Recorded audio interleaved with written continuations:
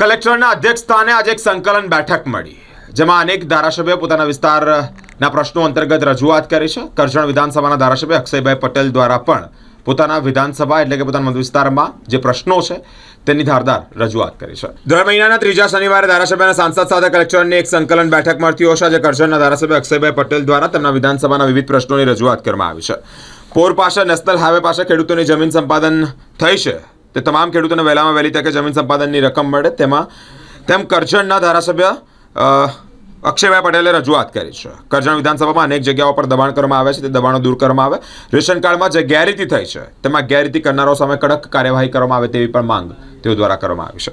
આ જે વડોદરા જિલ્લા સંકલનની કલેક્ટર કચેરી ખાતે માન્ય કલેક્ટરશ્રીના અધ્યક્ષસ્થાને આજે જિલ્લા સંકલનની બેઠક હતી. એની અંદર અમે 3 ધારાસભ્યો અહીંયા હાજર હતા. ડભોઈ ધારાસભ્ય માન્ય શ્રી શૈલેષભાઈ, વાઘોડિયાના ધારાસભ્ય શ્રી ધર્મેન્દ્રસિંહ બાપુ અને હું જાતે હાજર હતો.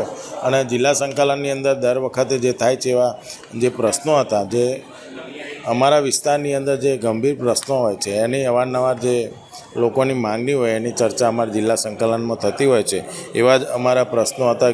કરજણ સિનોર વિધાનસભાની અંદર જે અત્યારે જે બ્રિજ બની રહ્યા છે, જે નેશનલ હાઈવે ઉપર પોર અને બામણગામ પાસે, એની અંદર જે જમીન જાય છે એ ખેડૂતોનો એક પ્રશ્ન હતો કે જમીન સંપાદન વહેલી તકે થાય. કારણ કે ખેડૂતોએ એમને મળવાની આશાએ એમને કામ ચાલુ કરવા દીધું છે, તો એમનું જમીન સંપાદનના પૈસાનું વળતર સારું મળે એ રીતેની માગણી હતી. અમારા વિસ્તારની અંદર હોડીઘાટો જે ચાલુ છે નર્મદા કિનારે, એ હોડીઘાટો વ્યવસ્થિત રીતે લીગલી કાયદેસરના રેગ્યુલર રીતે જે ચાલતા હતા પહેલાં એ રીતે ચાલુ કરવામાં આવે. અને કેટલી સરકારી જમીનની અંદર જે કરજણની અંદર દબાણ છે એ બાબતની પણ અમારે જે ચર્ચા કરવામાં આવી હતી.